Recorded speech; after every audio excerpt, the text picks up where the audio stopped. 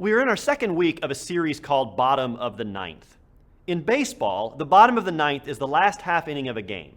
In order to have a bottom of the ninth inning, the home team must either be tied or behind their opponent, and it is the last chance for them to either catch up or win. It is a make or break moment for both teams and can be the most exciting and most stressful part of a game. While not everyone has played baseball or softball, we've all had bottom of the ninth moments in life. Times when the game of life gets stressful because all of the things we have going on. Most of the time, those things are pretty ordinary.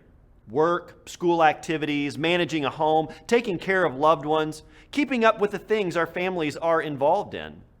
On their own, they're all pretty reasonable. But once they start to pile up, all those reasonable things can become pretty unreasonable. And sometimes it feels like they are getting the best of us, that the score is getting out of reach and there's no way we are going to come back. That can leave us overwhelmed and tired. It can cause us to feel the need to take a break right now, to walk away, even if for a moment. Sometimes it can even leave us feeling pretty hopeless.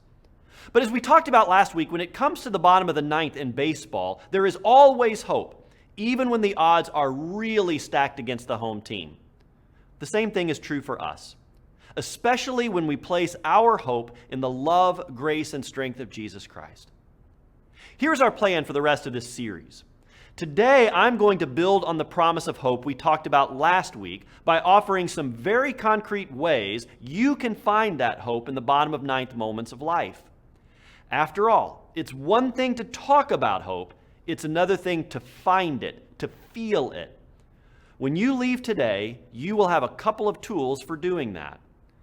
Next week, we're going to talk about what happens when the people we know and love are experiencing the bottom of the ninth moments and how we can help them get through it. Finally, we are going to talk about what happens when the bottom of the ninth doesn't work out the way we want it, when the game is over and we didn't catch up. All right, let's dive into today's topic. How is it that we can find hope when we are experiencing bottom of the ninth moments in life? After all, it's one thing to know we have hope, but how can we feel it? How can we find the light that can break into the darkness of our struggles in ways that can actually make a difference, not just point to a promise of our faith? We find a great first step toward how we can do that in the book of Joshua. When the Israelites finally came to the other side of their 40-year wilderness adventure and were about to enter the promised land, there was one thing that stood in their way: the Jordan River. Now, there were no bridges over the river, and it was at flood stage, which meant there was no way to wade or swim across it. Without some help from God, the people of Israel had no hope of ever reaching the other side. While they were trying to figure out a solution, God spoke to Joshua, the man who became the leader of Israel after Moses' death, and told him to do something that they must have thought was completely bananas. You see, there was this box, and it was called the Ark of the Covenant, and it held the 10 Commandments and was carried by priests. God told Joshua to have the priests pick it up and start walking into the river. As they did so, the water at their feet began to recede. The further they walked, the more the water was pushed back. Not only that, but the riverbed itself became dry and there was no mud. The priests carried the Ark of the Covenant to the middle of the river and stood there while the rest of the nation, tens of thousands of people, crossed over to the other side. When everyone got there, God told Joshua to send 12 men, one from each of the 12 tribes of Israel, back into the riverbed and pick up a large stone, large enough that it had to be carried on their shoulders and brought to the shore. Why God didn't just have them do this when they crossed over the first time, I don't know. But for whatever reason, that's how this played out. So the men went back into the river and did as God said. When they brought the stones out of the river, and they used them to build a monument at a town called Gilgal, which was the first place the Israelites camped after entering the Promised Land. After they had built the monument, Joshua said to them, "When your children ask their parents in time to come, 'What do these stones mean?' then you shall let your children know, 'Israel crossed over the Jordan here on dry ground. For the Lord your God dried up the waters of the Jordan for you until you crossed over, as the Lord your God did to the Red Sea, which God dried up for us until we crossed over, so that all the peoples of the earth might know that the hand of the Lord is mighty.'"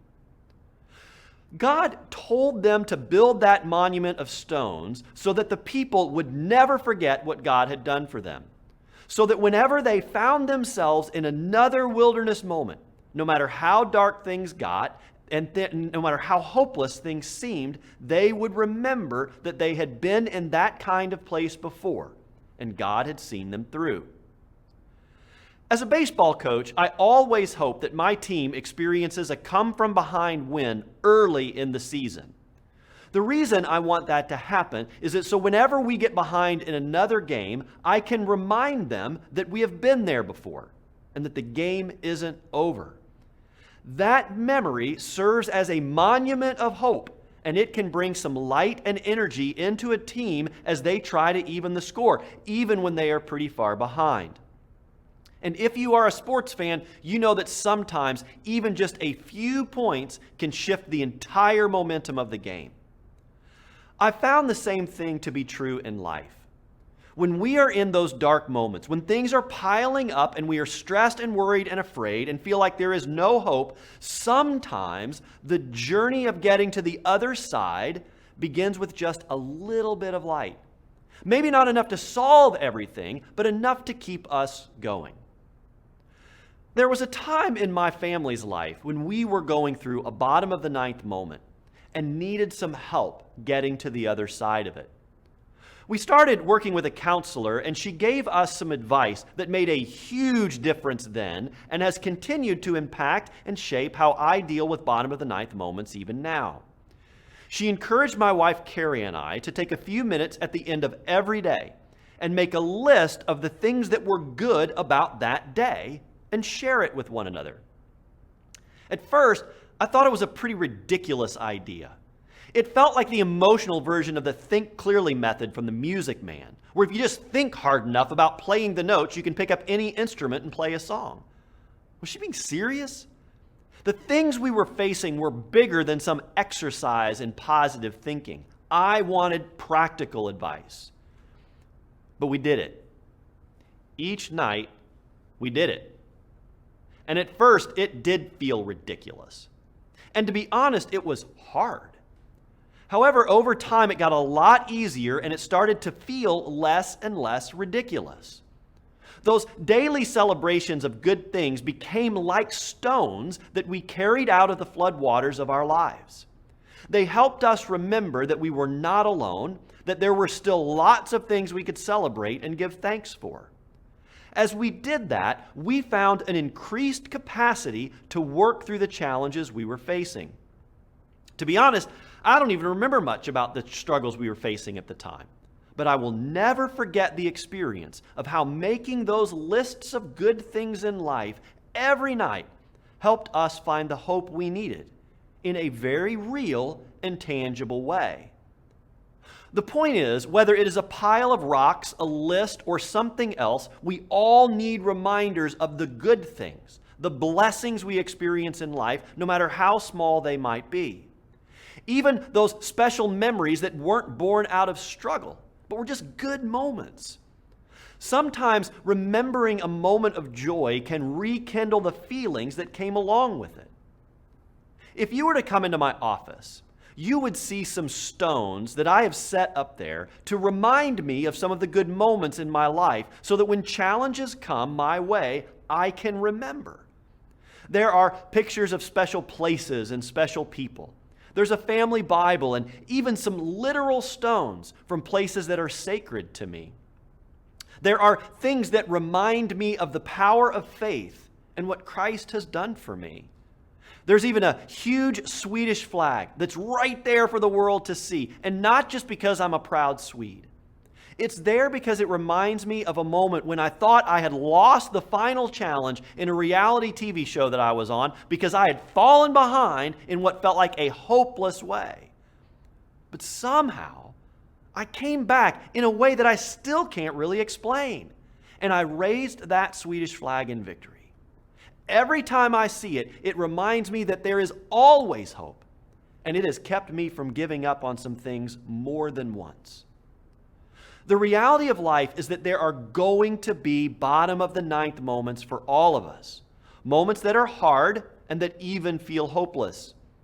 One of the best ways we can prepare for those moments is to find a way to remember other moments when we've made it through. Moments when we've come from behind and gotten to the other side. Those moments can help us remember that no matter what is going on, there are blessings that can be counted. Even if they are so small, we think them insignificant. Remember, even the smallest light can begin to shatter the darkness.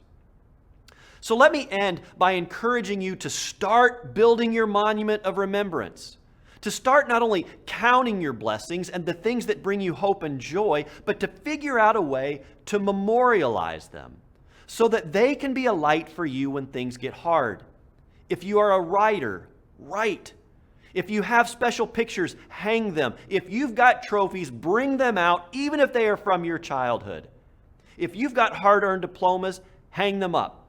If you've got emblems of your faith that remind you that God is with you, bring them out. And if you've got flags, unfurl them. And if you aren't sure where to start, I encourage you to make a list at the end of each day where you saw light, where you saw God, and where you found hope. I get that the idea of doing these things, these kinds of things, may seem silly when it feels that the world is getting the best of you. But is it any sillier than piling up a bunch of rocks from a flooded river? My guess is that there was a pretty big reason God told the Israelites to do that. Maybe that's enough reason for us to find a way to do the same. Amen.